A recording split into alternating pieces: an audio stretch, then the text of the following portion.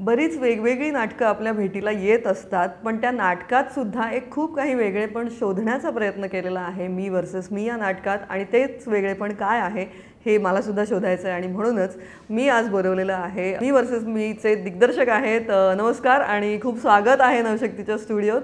आणि अर्थात त्या रंगमंचावर भेटूच लवकरच. पण हे काय वेगळेपण आहे या नाटकाचं, आणि मला असं वाटतं की कास्टिंग एवढं परफेक्ट झालेलं आहे की शिल्पा तुळसकर, क्षितिज दाते आणि ऋषिकेश जोशी, म्हणजे या तिघांना एकत्र आणलं यासाठी आधी एक वेगळं कौतुक.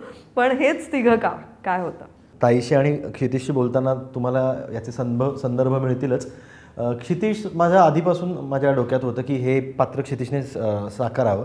मी आणि मध्ये खूप इटरेशन झाले या स्क्रिप्टचे. सो जे फायनल इटरेशन आलं, जे काही फायनल व्हर्जन आलं या ड्राफ्टचं, ते मी क्षितिजला ऐकवलं. आणि क्षितिज हे माझं पहिलं नरेशन होतं आणि ते ऐकल्या त्याला ते आवडलं. त्यानंतर जे बाकीचे 2 पात्र होते त्यांचं कास्टिंग चालू होतं. आणि अप्रोच आमचा असाच होता की आत्ता पण जे पात्र ऋषीदादा आणि शिल्पाताई साकारत आहेत हे त्यांच्या वयापेक्षा थोडं जास्तीचं पात्र आहे. पण अगेन मी जसं म्हटलं की ज्या पद्धतीचं नाटक आहे, ज्या पद्धतीने ते सादर होतं आहे, त्याला जी एनर्जी लागणार आहे, मल्टिपल सेट चेंजेस आणि ती धावपळ, ती सगळी त्या वयात म्हणजे खूप सिनियर ॲक्टर्सना ते पेलवणार पण नाही, हाही मुद्दा होता. आणि शिवाय ज्या पद्धतीने ज्या विषयावर बोललं जातं आहे ती वाईब खूप आत्ताची आहे, यंग वाईब आहे. ती सादरीकरणात म्हणजे बघताना असं नाही वाटणार की अरे काहीतरी वेगळं पाहतोय, पण ज्या पद्धतीने सादर होतं आहे त्या प्रोसेसमध्ये तो कनेक्ट सापडणं खूप गरजेचं आहे. आणि म्हणून तुला मिडल एज ते त्या पद्धतीतले हवे होते आणि ज्यांचा कनेक्ट आहे. आता ऋषीदादा स्वतः लेखक असल्यामुळे त्याला साधारण या पद्धतीच्या स्टोरी टेलिंगशी एक त्याचा कनेक्ट आहे. ताई उत्तम प्रेक्षक असल्यामुळे तिचा या सगळ्याशी कनेक्ट आहे आणि ती करते वेब आणि सगळीकडे. त्यामुळे मग तशा पद्धतीचं ऑप्शन्स हवे होते. त्यात ऋषीदादा माझ्या मला आठवतं आहे मी जेव्हा क्षितिजला पहिल्यांदा नरेट केलं तेव्हा त्याने मला विचारलं होतं की तुझ्या डोक्यात कोण आहे कास्टिंगसाठी. तर मी पहिलं एक त्याला काही क्रोनॉलॉजी नव्हती, पण साधारण हे ऑप्शन्स आहेत कारण कधी वेळेचा नसतो, कोणाच्या इंटरेस्ट नसतो नाटक करण्यात, वेळ नसते. तर माझ्या पहिल्या 3 नावांमध्ये ऋषीदादाचं नाव होतं. आणि मी हे डिस्कशन चालू असताना मी त्याला ऋषीदादाचं नाव सांगणार त्याच्या आधी त्यानंच मला एक सांगितलं की अरे ऋषिकेश जोशी तुला कसं वाटतं. म्हटलं अरे माझं नाव आहे हे दुसरं हवे. त्याला दाखवलं की हे बघ, मी निर्मात्यांना पण पाठवलं की he is in my wish list. आणि मग इव्हेंच्युअली जसं मी म्हणतोय की ते सगळं पुढे गोष्टी सुरू झाल्या. मग टेक्निकल शिल्पाताईचा होकार कसा मिळाला तिथे आलो, जोशींच्या इथे असं आलो. आणि शिल्पाताईचं असं होतं की मी मगाशी बोलताना म्हणालो की एक कॉलेजमध्ये असताना एक असते ना, एक मुलगी असते जी आउट ऑफ लीग असते, आपल्याला आवडत असते पण आपण कधीच ट्राय करत नाही, आपल्याला माहीत असतं की इथं आपलं काही होणार नाही.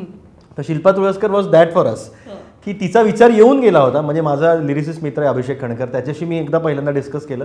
तो मला बोला अप्रतिम चॉईस आहे तुझी, पण ती करणार नाही. कारण की साधारण ज्या पद्धतीचं नाटक आहे आणि परत ती बिझी असते, शी बिंग अ स्टार, या पद्धतीच्या नाटकाला ती कसं अप्रोच करेल कोणाला आयडिया नव्हती. निर्मात्यांना पण मी इनिशियली सांगितलं पण तेही काही रिॲक्ट नाही झाले. सो मी पण मग अजून काय ऑप्शन्स मिळतात का शोधत होतो. मग एक दिवस परत निर्मातेच माझ्याकडे आले, म्हटलं की तुला काय वाटतं शिल्पा तुळसकर हे कसं राहील. म्हटलं सर हे माझ्या ह्याच्यातलं नाव आहे विशलिस्टमधलं, पण तुम्ही काही बोलला नाही.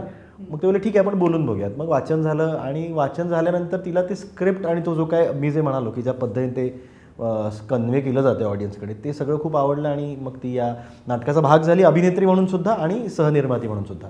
सो ती या नाटकाची सहनिर्माती सुद्धा आहे. शी इज अ को प्रेझेंटर.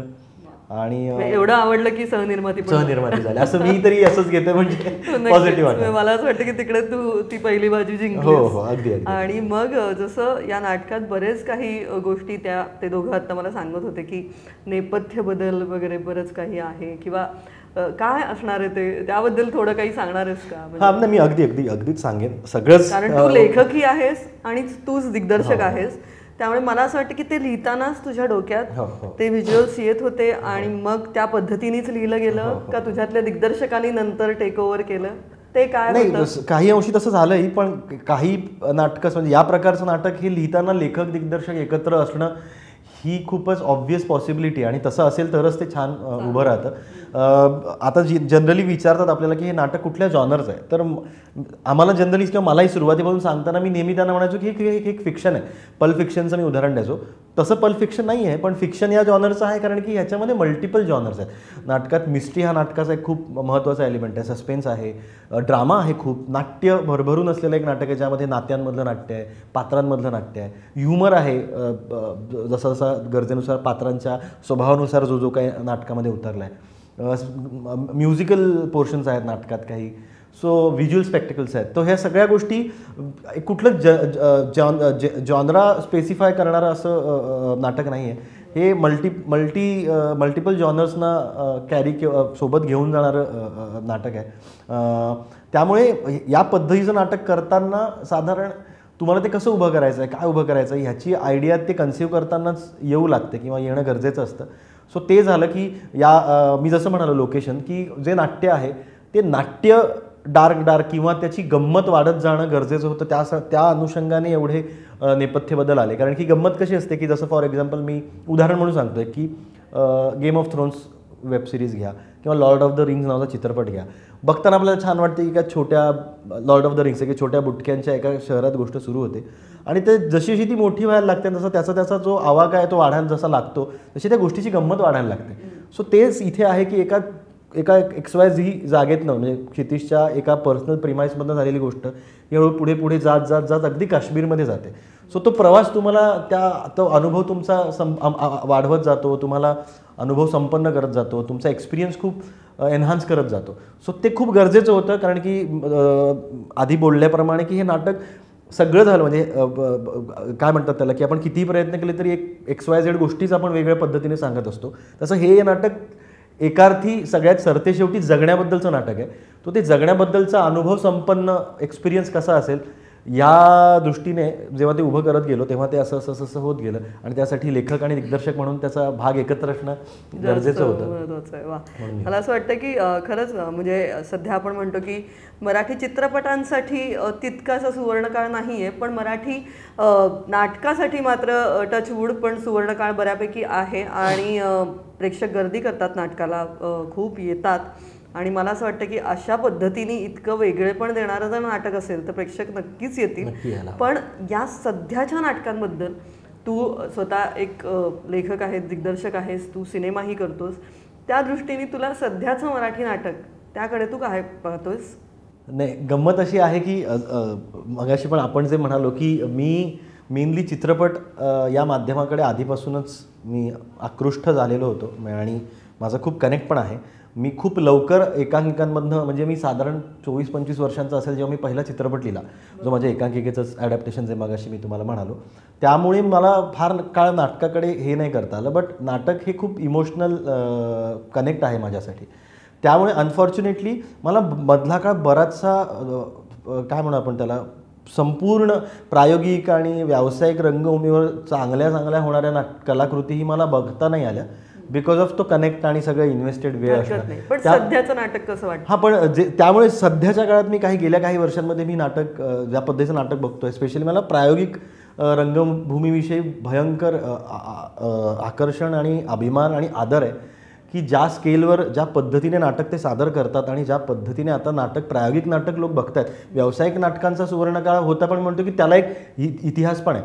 पण मधल्या काळात मुंबईमध्ये प्रायोगिक नाटक जवळपास तो जो लाट जरा कमी झाली होती. पण आज ज्या पद्धतीचं प्रायोगिक नाटक होतं आहे त्यासाठी मला अत्यंत अभिमान वाटतो. म्हणजे मुंबई पुण्यात दोन्हीकडे जसं आता मुंबईमध्ये रुईया महाविद्यालयातले काही विद्यार्थी असतील, आविष्कार असेल, साठे डहाणूकरचे काही विद्यार्थी असतील, स्पेशली जो काही आउटस्कटचा भाग आहे कल्याण, डोंबिवली, झुंजाराव आहेत कल्याणचे म्हणजे मुंबईमध्ये पडतात किंवा मी म्हणतो संकेत पाटील आणि यश नवले, राजरत्न भोजने असे काही माझ्या ओळखीतले आहेत जे ठाणे पट्टा या सगळ्यामध्ये इथे ते ज्या हिरहिरीने प्रायोगिक नाटक करत आहे. शिवाय मी म्हणतो की आत्ता या अर्थाने पण की एक तोडीमिल फॅन्टसी नावाचं एक नाटक आहे, फार गौरवलेलं नाटक आहे, मुंबईत झालेलं नाटक आहे जे प्रेझेंट अंकुश दादा करतो, अंकुश चौधरी करतायत. पुलंनी सोनालीताई एक मंगेश सातपुतेचं नाटक आहे जे पुलंचं नाटक आहे. मी त्याचं नाव मला पटकन इथे जिभेवर पण मला आठवत नाही आहे. प्रायोगिक नाटक आहे हे यांचं आपलं ते आपलं तेंडुलकरांचं नाटक आहे, त्याचं ते व्हर्जन आहे. मला इथे नाव आहे पण मला आठवत नाही आहे. ते सोनालीताई प्रेझेंट करते आहे. सो इतक्या विविध प्रकारची नाटकं प्रेझेंट होत आहेत. वय मी सावित्री झालं आणि मला एवढा बुफे आहे प्रायोगिक नाटकांचा की मला क्वांटिटीचं कौतुक वाटायला लागलं की पुण्यात ती प्रायोगिक चळवळ नेहमीच इंटॅक्ट होती. मुंबईमध्ये तिचं इतकं छान आणि इतकं सेलिब्रेटेड आणि इतक्या हेल्दी पद्धतीने ते सादर होतं आहे. याचं मला खूप कौतुक वाटतंय. आणि व्यावसायिक नाटकाचं मला विशेषतः ज्या पद्धतीचं प्रयोगशीलता त्यात आणण्याचा प्रयत्न केला जातो, असं प्राजक्तचं सगळ्यांनाच माहिती आहे, संगीत देवबाभळीसारखं नाटक, ते तसं आउट अँड आउट कमर्शियल व्यावसायिक ज्या पद्धतीने बघितलं तसं नाटक नाही आहे. सो काय ते शिवाजी अंडरग्राऊंड इन भीमनगर मोहल्लानंतर तसं एक त्या ह्याला जस्टिफाय करणारं नाटक, तेही व्यावसायिक रंगभूमी प्रेक्षक ज्या पद्धतीने उचलत आहेत, ते मला सगळं खूप चित्र आश्वासक वाटतंय. म्हणजे प्रेक्षक मराठी नाटकाचा जो आहे तो सध्या रिसिव्हिंग मोडवर आहे, खूप छान उत्तम रिसिव्हिंग मोडवर. आणि मी म्हणतोय परत तसंच की चांगले जुने चेहरे असले तरीही नवीन चेहऱ्यांना घेऊन, कलाकारांना स्पेशली ॲक्टर्सना घेऊन तितकं काय म्हणतात त्याला सेलिब्रेट किंवा रिसिव्हिंग एंडला प्रेक्षक खूप छान आहेत. ते मला अत्यंत आश्वासक आणि छान वाटतं. आणि म्हणूनच वेगवेगळे प्रयोग तुलाही करावे. माझा तर हा होता कारण की मी खरंच मी नेहमी माझ्या निर्मात्यांना क्रेडिट देतो, आणि ते तू पण जेव्हा बघायला येशील तेव्हा तुला कळेल की मी नाटक करायच्या मनस्थितीत नव्हतो. कारण की मी प्रायोगिक नाटक किंवा एकांकिका करताना मला एक कॉम्प्रोमाइज करायची कधी गरज नाही पडायची, कारण की ते सगळं आपल्या हातात असायचं. मग मधल्या काळात मला व्यावसायिक नाटकांसाठी बऱ्याचदा खूप लोक अप्रोच झाले, काही लोकांशी बोलणं झालं, पण मला नेहमी ते वाटायचं की त्याच्या शेवटी हा नाटक हा एक कलेचा धंदा असल्यासारखा आहे. त्यातनं ते बॅलन्स असलं पाहिजे, कला आणि बिझनेस याचा बॅलन्स असला पाहिजे. बऱ्याचदा मला असं वाटतं की बिझनेस ओव्हरपॉवरिंग व्हायचं, आणि माझ्या खूप मित्रांच्या नाटकांची किंवा त्यांच्या कलाकृतींचा गळा आवळला गेल्याचं पाहिलं आहे की अरे यार कुठे कास्टिंगमध्ये हल्लं, मग काही त्याला क्रिएटिव्हली हे नाही करता आलं, बजेट नव्हतं किंवा काही गोष्टी दाबाव्या लागल्या, चेपाव्या लागल्या.